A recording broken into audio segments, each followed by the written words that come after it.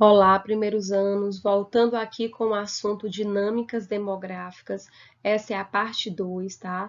Nós já introduzimos esse assunto na semana anterior, falando um pouquinho e conhecendo alguns conceitos demográficos. Além do mais, a gente fala um pouquinho sobre duas teorias, teoria malthusiana e teoria neomalthusiana.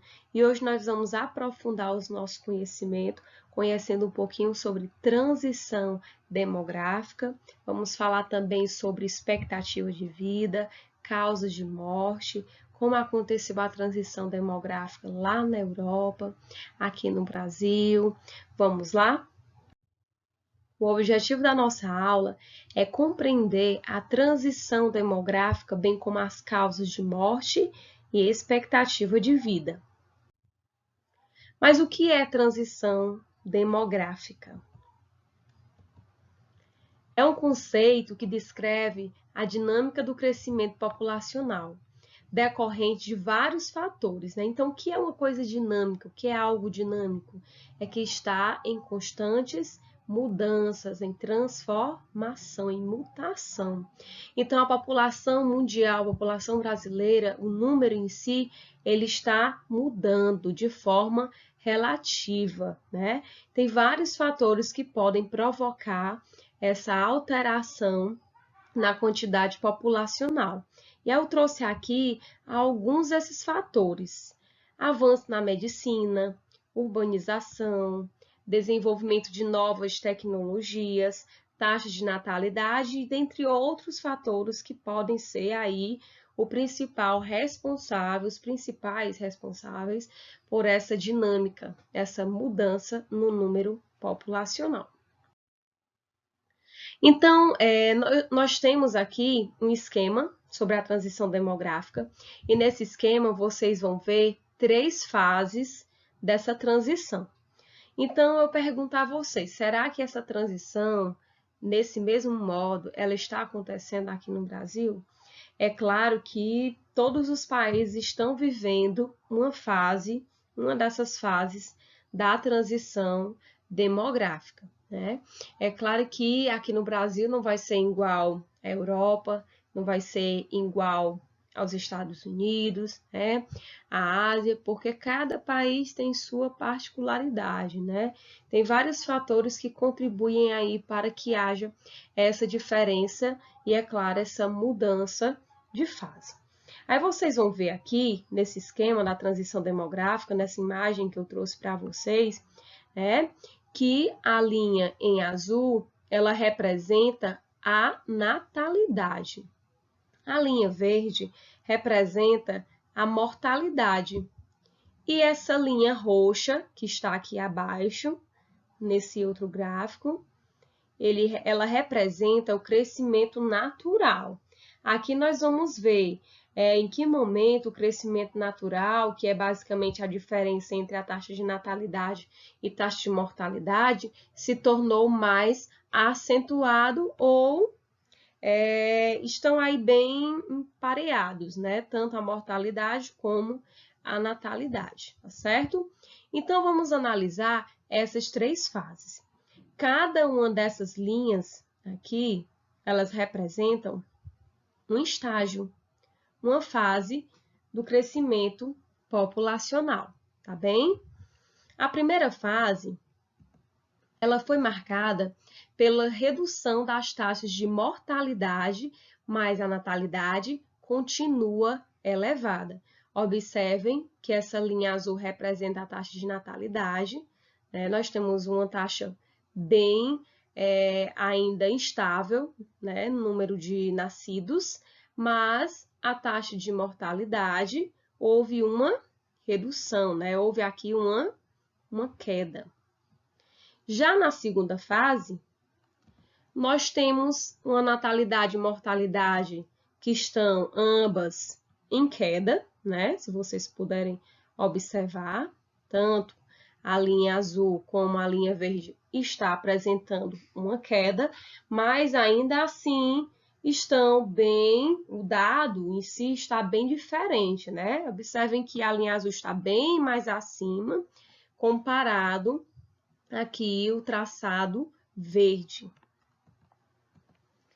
Já a terceira fase dessa transição, apresenta-se aqui uma queda na taxa de natalidade. E é claro que a queda de natalidade ela vem a ser mais acentuada do que a queda da mortalidade. Observem que a mortalidade, quando ela vem da segunda fase para a terceira, ela continua aqui no mesmo ritmo, né? Já a mortalidade ela despencou da segunda fase para a terceira fase.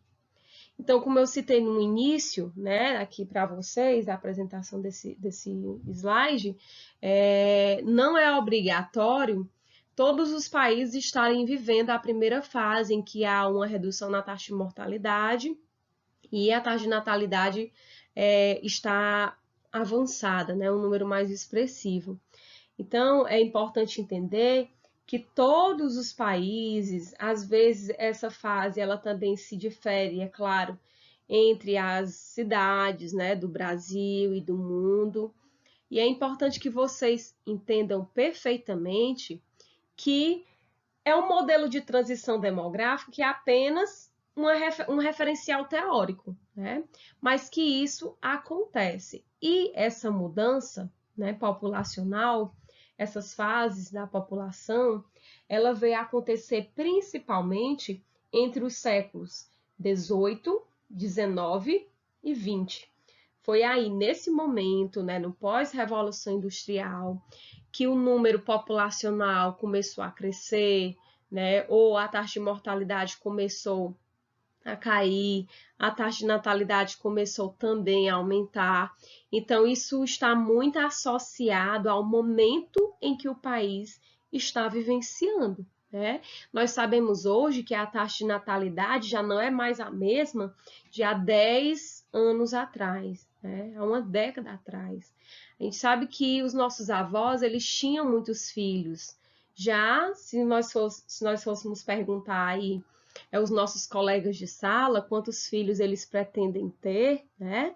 Muitos iriam responder que não queriam nenhum, ou que queriam um ou dois filhos, né? Isso é muito relativo, né, de cada indivíduo.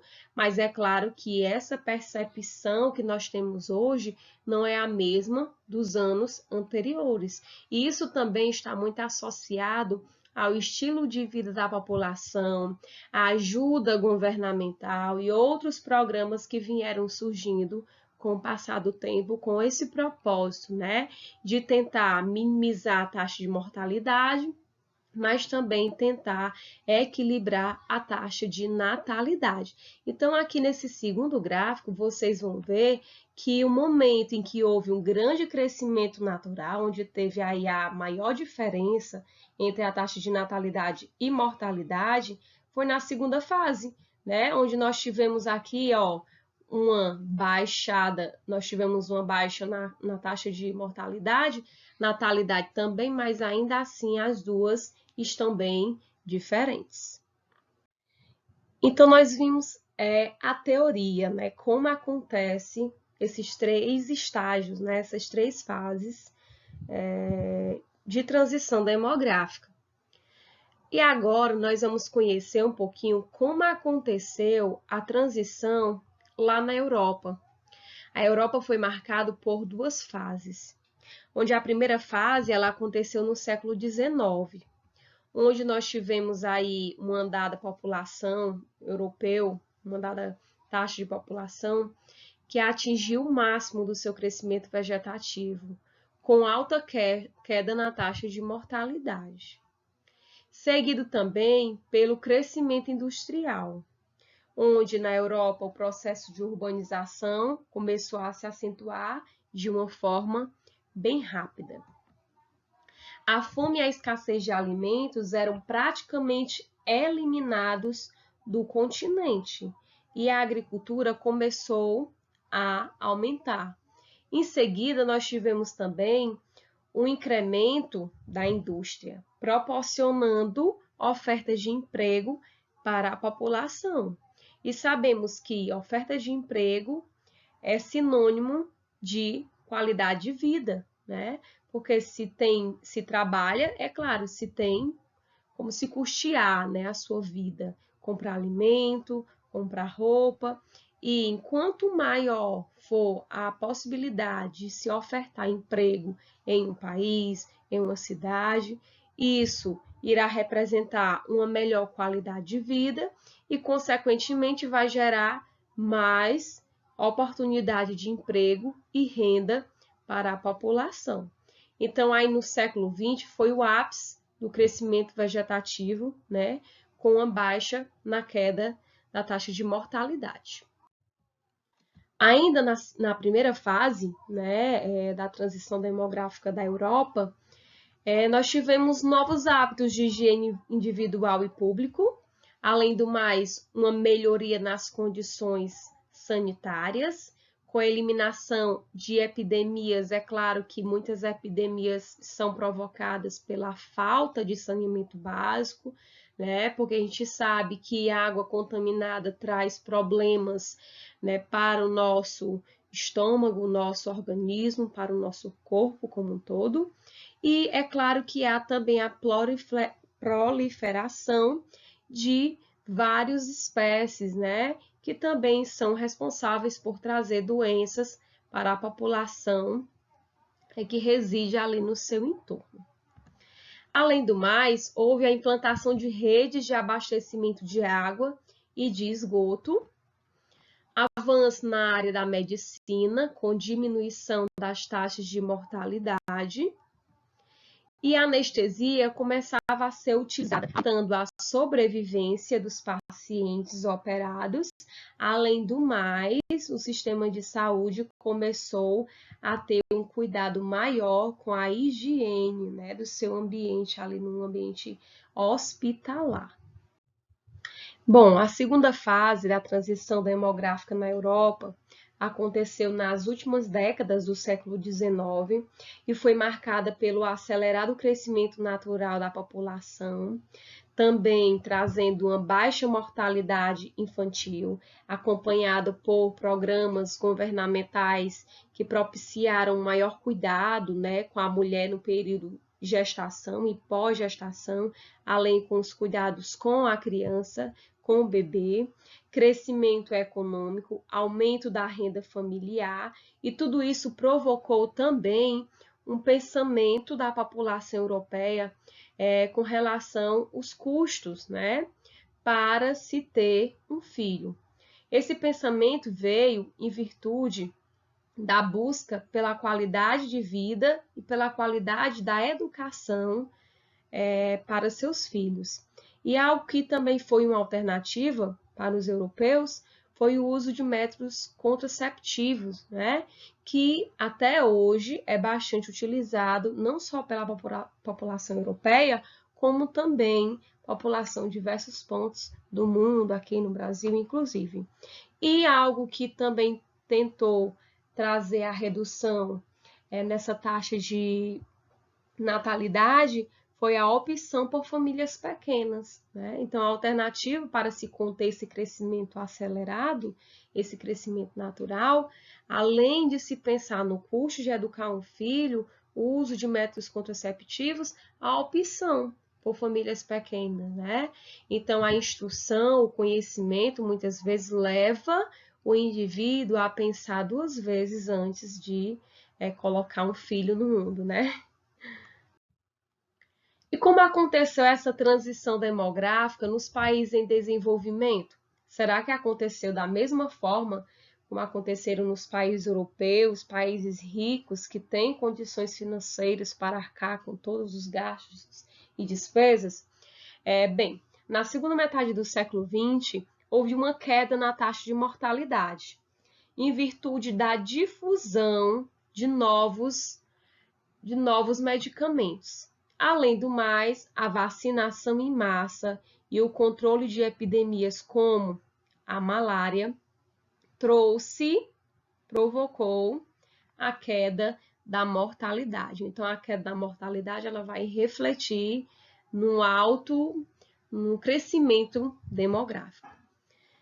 Então, tudo isso, né, além da difusão de medicamentos, vacinação, controle de epidemias, né, esse momento ele foi também chamado de explosão demográfica, que foi a fase de crescimento populacional. Também chamado em alguns países europeus como baby boom, explosão de bebês, né?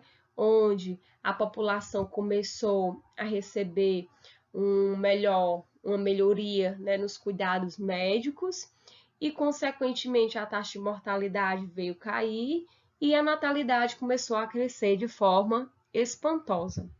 E esse crescimento populacional ele veio superar o crescimento populacional da Europa lá no século XIX. Imaginem aí que país da África subsaariana, a população começou a chegar a aumentar 20 vezes na segunda metade do século XX, né? Então, isso foi até uma preocupação por parte dos países que estão inseridos aí na África subsaariana, né? A preocupação com a fome, com a pobreza extrema, com a desigualdade social que até hoje reina, né? Lá nesse continente. A redução do crescimento populacional. Sabemos, né, que algumas religiões e culturas não apoiam, não aceitam o uso de métodos contraceptivos. Eles condenam, né? Mas a utilização desses métodos por alguns países desenvolvidos tem funcionado bastante. Além da utilização dos mesmos, a modernização da economia, a urbanização e o aumento da instrução da população, o aumento do conhecimento, não só da utilização desses métodos, como o planejamento familiar, tem resultado para a diminuição das taxas de natalidade nas regiões de desenvolvimento do globo, né? Então, a gente sabe que são programas, incentivos governamentais que são eficientes e que podem trazer, sim, essa queda no crescimento vegetativo. A população de baixa renda tem que estar ciente de que cada filho resulta em gastos extras. E esses gastos extras, eles irão até o ingresso, né, do jovem, do adulto, no mercado de trabalho. E isso, é claro, que é um resultado, muitas vezes, da falta do planejamento familiar. Além do mais, quando que esse jovem ou até mesmo adulto vai conseguir ingressar no mercado de trabalho? Então, a questão mesmo de planejar, de tentar calcular, né, essas despesas orçamentárias sobre a criação, né, poderão também minimizar um peso para uma família ou até mesmo para o governo. As cidades, né, nos centros das cidades, há um controle da fecundidade comparado às áreas, né, periféricas. E esse controle de fecundidade resulta na diminuição das taxas de natalidade. Lá na África subsaariana, voltando aqui, né, para a África subsaariana, a redução nas taxas de natalidade vem acontecendo, mas ainda assim, essa área do globo ainda apresenta uma das que mais cresce no quesito população comparado às demais. E como vem acontecendo esse crescimento populacional lá na China? Então, a China tem essa característica, né, de país mais populoso do mundo. Segundo o dado aí de 2014, né, o país constava com cerca de 1.365 bilhões de habitantes.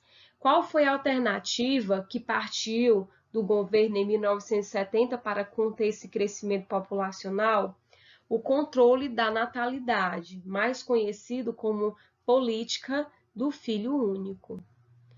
Muitas mães lá na China optam pelo aborto quando sabem que estão esperando uma mulher, porque, infelizmente, nesse país, eles acreditam, né, de que há uma valorização do filho homem, porque isso pode trazer aí a possibilidade do sustento aos pais na sua velhice. E trazendo aqui uma notícia bem atual para vocês, né? Sabemos que é sim um país muito populoso, há muita gente, né, para a sua área territorial, mas em virtude desse problema, dessa epidemia, né, que está aí trazendo vários danos para a população mundial, a China, que foi aí o centro epidêmico, né, desse vírus, é claro que sofreu bastante e trouxemos aqui um dado que expressa o número, né, a taxa de mortalidade provocada pela Covid-19. Esse dado ele é da data de 19/3/2020, em que apresenta que 9.000 mortes foram associadas, né, provocadas, na verdade, pelo coronavírus. Então, aqui é um dado da China, mas nós sabemos que todos os países sofreram em virtude desse vírus, tá bem? E quais foram as consequências, né, dessa redução no número populacional a partir da política do filho único? Essa redução trouxe uma queda na taxa de fecundidade, onde se tem basicamente o planejamento para que cada casal chinês tenha cerca de 1,6 filhos, né, por mulher, o casal, com a diminuição brusca da população jovem e um aumento de idosos. E aí vem a preocupação do governo chinês, porque cadê a população economicamente ativa? Cadê a PEA, né? A gente sabe que em países que se tem um grande número de idosos, tem que se ter também pessoas trabalhando para tentar sustentar a aposentadoria dessas pessoas. E essa preocupação do governo chinês trouxe uma nova ideia, que foi a adoção de uma nova política, onde permitiu, né, aos casais terem 2 filhos. Essa política ela foi modificada no ano de 2013. E lá na Índia, tão conhecida, né, por ser um gigante demográfico, a China ela apresentava, no ano de 2014, cerca de 1,2 bilhões de habitantes. E a previsão é que esse país seja o mais populoso do mundo, gente. E é claro que, assim como a China, né, em virtude da valorização do filho homem, lá na Índia também temos essa desigualdade entre os sexos, onde a população masculina ela chega a ser superior à população feminina 50 milhões de vezes, né? E é o resultado de uma profunda valorização também do filho homem na sociedade indiana. E como aconteceu essa transição demográfica no Brasil? Eu fiz aqui uma escala, né, dos anos, para a gente entender um pouquinho como foi acontecendo essa mudança, né, na demografia do nosso território. Em 1872 a 1940, nós tivemos altas taxas de natalidade, taxas altas de mortalidade, provocadas por doenças infecciosas e parasitárias. O que são essas doenças infecciosas e parasitárias? Doenças infecciosas, elas podem ser provocadas por bactérias, vírus, fungos, e doenças parasitárias são transmitidas por protozoários, hermíltos e artrópodes que atuam como hospedeiros intermediários, como doenças provocadas pelo carrapato, e dentre outras. Já a partir de 1940, houve um avanço na medicina. Também tivemos aí novos hábitos de higiene, uso de antibióticos, realização de campanhas públicas de saúde, incentivo de aleitamento materno, e isso tudo trouxe um resultado, que foi a redução da mortalidade infantil. Já em 1950 a 1960, tivemos taxas de crescimento populacional que bateram recordes históricos. No ano seguinte, 1960, que foi quando findou-se aqui a última fase de transição, a taxa de natalidade brasileira começou a cair de maneira bem acentuada. Em 1970, a população passou a crescer em ritmo cada vez mais lento. Olha só. Então, nós tivemos o pico do crescimento demográfico, mas em 1970, a partir de 1960, nós tivemos um declínio, uma queda nesse crescimento. Em 1940, a população era de 41,2 bilhões. Em 1970, a população era de 93,1 milhões, crescendo 130% em 30 anos. Então, por mais que tivéssemos aqui uma queda na taxa de natalidade, nas últimas fases, da transição, o crescimento ele foi muito acentuado, provocando aí uma porcentagem de 130 em apenas 30 anos, um dado bem que se acrescenta bastante aqui, certo? Então, vamos analisar agora as principais causas de morte aqui no Brasil no decorrer dos anos. Bom, aqui quem está aqui no primeiro lugar são as doenças infecciosas e parasitárias, que foram as responsáveis por cerca de 50% das mortes no ano de 1930.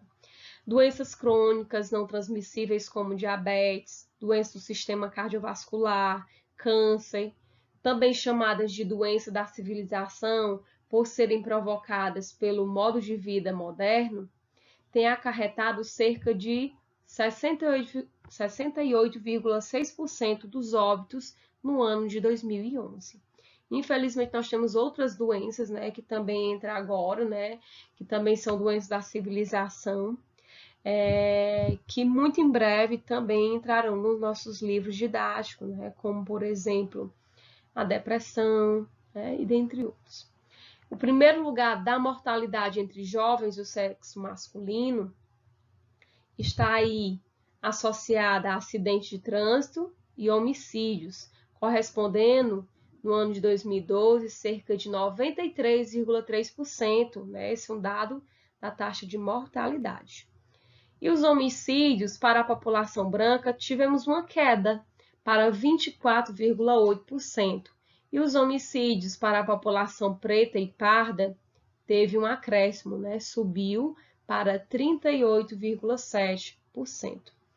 As taxas de mortalidade infantil caíram, mas, infelizmente, ainda não foi suficiente comparado a países em desenvolvimento. Expectativa de vida, A gente sabe que é algo que pode trazer altas expectativas de vida é qualidade, Se viver com qualidade. E eu trouxe aqui um históricozinho sobre essa expectativa de vida no Brasil desde 1950 até os dias atuais. Em 1950, a expectativa era para que o brasileiro vivesse até os seus 46 anos. Em 2014, esse número subiu para 74,8 anos. E aqui no Brasil, um dado de 2012 apresenta uma diferença de expectativa de vida entre homens e mulheres, onde para os homens se tem expectativa de 71 anos, e para as mulheres 78,3 anos para se viver. E há também uma idade em que os homens chegam a morrer 3 vezes mais que as mulheres, que é entre os 15 e os 24 anos de idade. Mas aí, quais são as principais causas dessas mortes? Tabagismo e alcoolismo. É diferente, o Brasil bem diferente do Japão, onde a expectativa de vida é para até 80 anos de idade. Mas o que é que influencia? Como eu falei no início, a qualidade de vida, a prática de atividade física, a alimentação, Tudo isso são componentes fundamentais, né, para que cada um de nós possamos viver uma vida longa. Gente, nós finalizamos aqui a nossa videoaula, a nossa segunda videoaula sobre o assunto dinâmicas demográficas. Eu agradeço a vocês por terem assistido a aula, né? Foi uma aula um pouquinho mais longa, mais extensa, mas bem embasada, com bastante conteúdo que vai trazer aí vários fundamentos para a resolução de atividade. Certo? A atividade encontra-se disponível lá no Aluno Online. Tchau e até breve, até a nossa parte 3 desse conteúdo. Tchau!